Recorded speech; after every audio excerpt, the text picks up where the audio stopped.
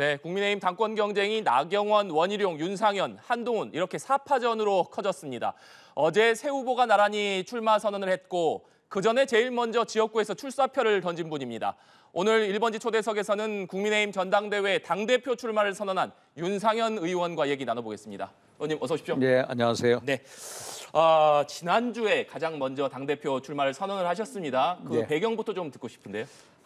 사실 지난주 21일 날 출마 선언을 하게 된 배경은요. 네. 일단 아시다시피 저희가 4월 10일 날 개멸적인 총선 참패를 당하지 않았습니까? 우리가 87년 체제 이후에 네. 가장 최대 역대 참패입니다. 그리고 보수 정당이 이렇게 3연패한 적이 없습니다. 그런데 이 참패가 갑자기 온 걸까요? 아닙니다. 예견된 참패입니다. 제가 작년 여름부터 수도권 위기다, 참패가 다가오고 있다 했는데 당이 비겁하게 침묵한 겁니다. 그리고 한번 보세요. 이렇게 개멸적 참패 이후에도 당이 너무나도 조용합니다. 제대로 된 반성 성찰이 없고 변화, 혁신이 전혀 없는 겁니다. 한마디로 저는 이거를 공동묘지의 평화라고 합니다. 그러면 이런 거에 대해서 정말로 당을 사랑하는 사람이라면 분노해야 되고 그 분노를 승화해서 에너지로 만들어서 혁신을 해야 되는데 아무도 안 나서는 겁니다. 그래서 제가 깨어있는 당원 시민분들하고 분노하는 분들이 일어서서 정말로 보수혁명을 통해서 이기는 정당, 정말로 또 민생을 챙기는 정당을 만들어보자 이런 면에서 출사표를 던지게 됐습니다. 네, 공동묘지의 평화라는 표현이 참 인상적인데 어제 다른 3명 후보들이 소통관에서 1시간 간격으로 출마 선언을 하면서 맞습니다. 벌써부터 신경전이 시작됐다 뭐 이런 얘기가 나오기도 했습니다만 의원님께서는 일찌감치 지역구 시장에서 출마 선언을 하셨습니다. 거기를 선택한 배경은 제가 사실 제 지역구가 사실 학연혈연 지연은 없습니다. 그렇지만은 저를 이렇게 품어주고 안아주고 또 키워주신 곳입니다. 제가 이 무소속으로 지난 4년 전, 8년 전 나갔을 때도 저를 세워주셨습니다. 제가 12년 만에 공천을 받아서 이번에도 또 세워줬습니다. 그래서 수도권에서 내리 연속 5번을 했는데 제가 먼저 이 저의 정치적인 모태, 성지인 저희 지역에서 하는 게 응당 옳다라고 생각을 했고요. 두 번째는 제가 이제 자료 화면에 나옵니다만 저게 미추홀구에 나와 있는 용현시장입니다. 시장 안에서 했습니다. 저 시장이라는 게 우리 지역 주민분들의 서민들의 애환이 녹여 있는 곳이거든요. 정말 민생 현장입니다.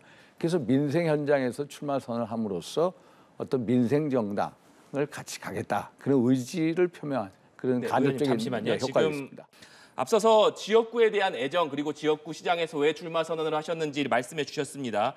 그런데 특히나 좀 강조됐던 부분이 보수혁명으로 이기는 정당, 민생정당을 강조하셨는데 보수혁명 어떤 뜻으로 이해하면 되겠습니까? 사실 우리가 보수 진보 프레임으로 나누지 않습니까? 대단히 저희한테 불리합니다. 왜냐? 보수라는 이 단어의 이미지가 되게 부정적으로 들리는 겁니다. 소위 말해서 수구적이고 냉전적이고 책임질 줄 모르고 도덕적으로 타락한 그런 이미지 때문에 보수라는 게 대단히 우리한테 불리하거든요. 그런데 이 보수주의의 아버지가 에드먼드 버크 18세기 영국의 철학자이자 정치인이거든요. 헌법, 예를 들어서 역사 전통을 중시하고 법 질서를 지키고 그러면서도 개혁을 해나가는 게 보수주의입니다. 정말 우리에게 가장 필요하고 인간다운 삶을 사는데 필요한 게 보수주의거든요. 근데 잘못 투영이 돼 있는 거예요. 그래서 지금 영국 같은 경우에 보수당 정권이 14년째 집권을 하고 있습니다만은 이 사람들도 노동당 블레어 정권 시대 때 보수에 대해서 쉽게 국민들한테 이 강령으로 신조로 제시를 하게 됩니다. 그래서 우리도 마찬가지로 제가 보수혁명이라는 걸 통해서 보수라는 단어를 새롭게 정의를 내리겠다. 예를 들면 이런 거였습니다. 영국 같은 경우 16개 강령을 했는데요. 내가 자유를 추구한다. 그러나 책임을 진다. 그럼 보수주의합니다. 내가 헌법과 법질서를 지킨다. 보수주의합니다. 이렇게 쉽게 해서 행동 강령으로 제시를 해서 보수라는 단어를 제자리 찾아주고요. 그다음에 우리 당이 보수운동을 변화 혁신운동을 해나가는 주체가 돼야 됩니다. 그래서 당이 좀 더 이념 정당화되고 민생 정당화되고 혁신 정당화되자. 그래서 이거를 주도하는 게 누구냐?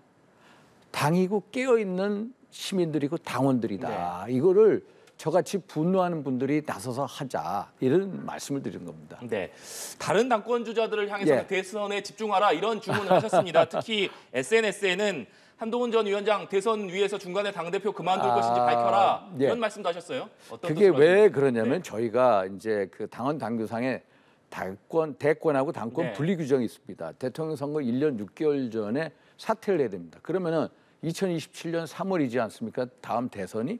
그러면 언제 사퇴를 해야 되는? 내년 9월 이전에 사퇴해야 됩니다. 그러면 지금 당 대표는 길어야 1년 1개월, 2개월이다. 그러면 어떻게 보면은 대권 나가시는 분들이 어떤 정치 일정상의 징검다리로 쓰는 게 아니냐.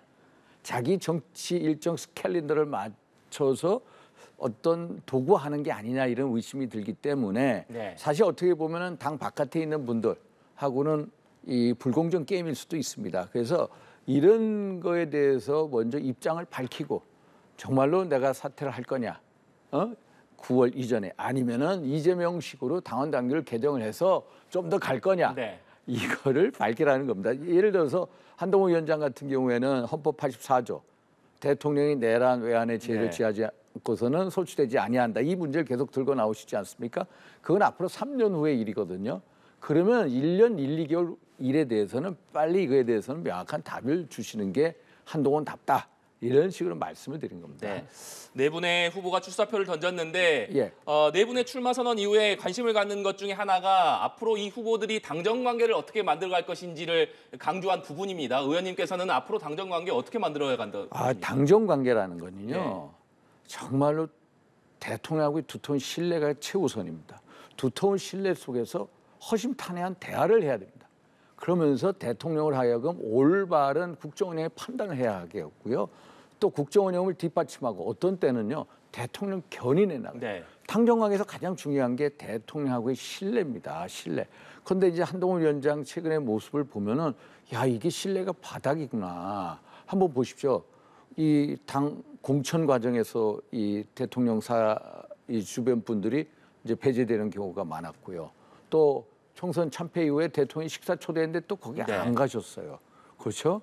그 다음에 통화를 뭐 대통령께 이제 출마하겠다 이제 전화를 했는데 그게 뭐 10천, 15천이 그러고 어제 출마 선언을 하면서 이 소위 말해서 순직 해병 특검법에 네. 대한 입장을 말씀하시지 않았습니까? 공수처 수사가 끝나기도 전에 먼저 당대표가 되면 특검법을 발의하겠다. 아니 이거는 의도적으로 대통령하고의 각을 세우는 발언이다. 정말로 이게 대통령하고 신뢰관계가 있으면 어떻게 이런 얘기를 할 수가 있으냐. 제가 만약에 이런 법안을 네.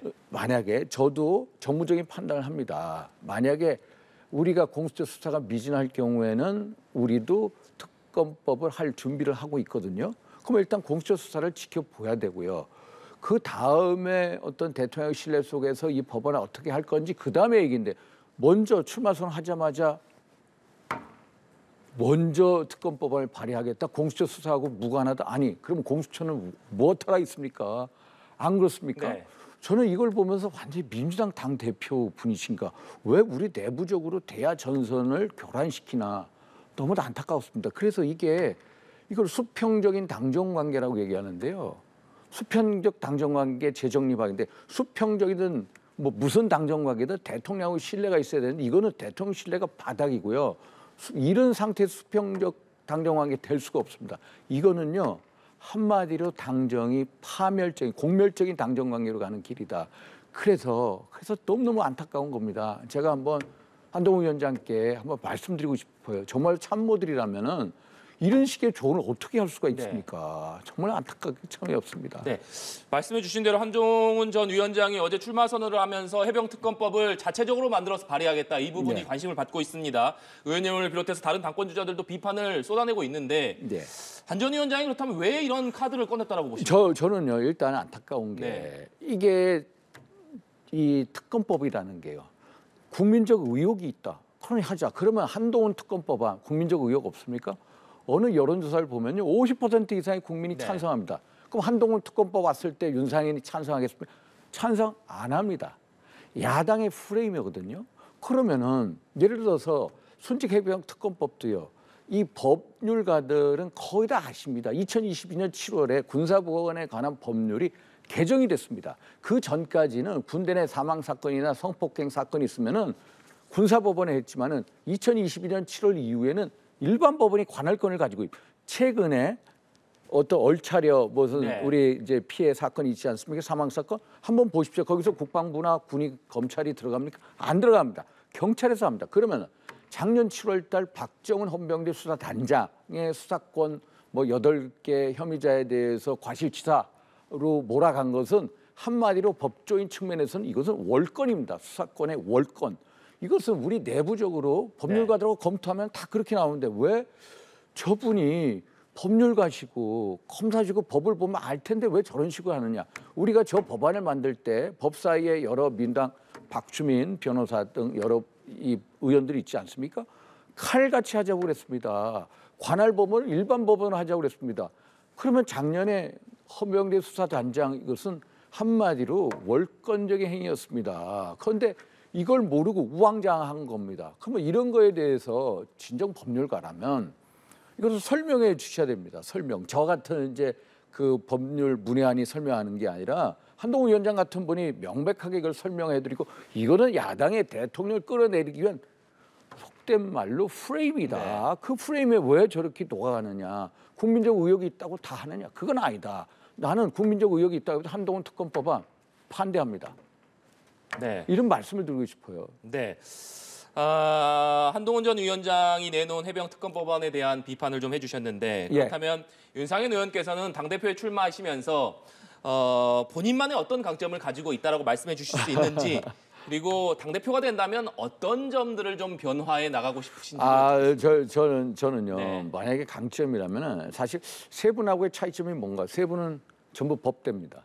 판사 검사 출신이고요. 저는 경제과 출신이고 국제정치학 박사 교수를 한 차이점이 있고요. 좀 정치적으로 큰 차이점이 있다면 세 분을 이렇게 보니까 박 대통령 탄핵하고 다 이렇게 관계되는 분이에요. 한동훈 위원장은 검사 시절에 박 대통령 구형을 32년 때린 분이고 또 한 분은 바른정당으로 간 분이고 또 한 분은 탄핵에 앞장섰던 분들이고 저는 끝까지 탄핵에 반대했고 이 탄핵의 반대가 결국 탄핵에서 우리 자유민주주의 체제 탄핵이 됐거든요. 그래서 이게 가장 큰 차별점이다. 또 하나는 제가 이기는 정당을 만들겠다고 하는데 저같이 수도권에서 어렵게 선거를 치르면서 이겨온 사람이 없습니다. 4년 전, 8년 전 무소속에서 살아왔고 또 12년 만에 공천받아서 살아왔고 야 이기는 정당은 이기는 경험을 해본 사람만이 안다. 특히 그 경험은 수도권에서 이기는 경우다. 수도권에서 어떻게 이기느냐. 그거에 대해서 고민이 많고 그거에 대해서 어떤 비전을 제시할 수 있는 제가 훨씬 더 장점이 있다 이런 생각하고요. 어떻게 변화시키겠느냐. 우리 당은요. 속된 말로 우리 평론가들이 얘기하면 한마디로 이익 집단의 성격이 강하답니다. 이익 집단. 이념적인 동지의식이 너무 약합니다. 이게 야당하고 차별화되는 겁니다. 그래서 이념적인 동지의식이 있는 이념 가치 정당을 만들고 싶은 게 저의 이 비전입니다. 그러면 이념적인 동지의식을 갖게 되면요. 뺄셈 정치보다는 덧셈 정치를 가게 되고요. 그래서 자유민주주의 우파 이념에 충실한 이념 정당을 만들자. 그러면은요. 가장 먼저 여의도 연구원 혁파해야 됩니다. 여의도 연구원이 어떤 당 대표자의 어떤 전리품이 아니라 정말로 당대 최고의 우파 이념가를 초빙을 해서 국민의힘이 지향하는 이념적 좌표를 제시하고 또 여러 정책에 대한 이념적 백그라운드를 설명을 하고 그리고 우리 이념성이 부족한 국회의원 당원들을 연습시키는 역할 이게 가장 급선무다. 저는 그 말씀을 드리고 싶습니다. 네, 마지막으로 이 질문 짧게 드리겠습니다. 오늘 정치권에도 현안이 많은데 특히나 민주당도 지금 전당대회를 앞두고 있는 상황 속에서 오늘 이재명 대표가 대표직 사퇴를 선언했습니다. 사실상 연임 도전을 공식화할 것이다 이런 전망이 많은데 여기에 대해서 어떤 생각 가지고 있습니까? 연임 동의 한마디로요. 민주당은 이재명의 사당합니다. 이재명을 위한 이재명의 민주당. 이재명의 민주당과 민주당의 이재명 어느 게 좋습니까? 정치가 선진화되려면요. 이재명의 민주당이 아니라 민주당의 이재명이 돼야 됩니다. 이 현상이 결국 한국 정치의 퇴보를 가져오는 거고요. 이게 결국 우리 국민에게까지 미치게 됩니다. 이게 여야가 적대적인 공정관계에 있다 보니까 저렇게 당원 당규 무시하고 네. 나오고, 그러니까 우리도 한동훈 위원장 정말로 최고의 정치적 자산입니다만 우리 당 입장에서 지금은 자숙과 성찰의 시간이거든요. 지난 총선 참패에 대한 책임을 지어야 될 타임입니다. 저렇게 가니까 우리 당에서도 이게 쉽게 받아들여야 겁니다. 많은 분들이 이재명이도 저렇게 하는데 왜 우리 한동훈 위원장은 못해? 이런 식으로 가는 게 결국에는 우리 정치권을 퇴보시키는 거다. 이런 생각이 드는 거예요. 정말로 한국 정치의 이 바른 정치를 위해서는 일단 민주당에는 국민의힘보다 먼저 바로 서야 됩니다. 바로 서면은 그게 혁신 경쟁이 되고요. 상대방을 혁신 경쟁에 선의의 경쟁에 끌어들임으로써 정치도 복원이 되고 정치 발전이 있는데 적대적 공생관계에 있는 두 당이 결국에는 우리 국민들에 대해 최고의 이 두통거리가 되고 있는 이 현실이 안타까울 뿐입니다. 네, 알겠습니다. 지금까지 국민의힘 전당대회 출마를 선언한 윤상현 의원과 얘기 나눠봤습니다. 오늘 말씀 고맙습니다. 감사합니다.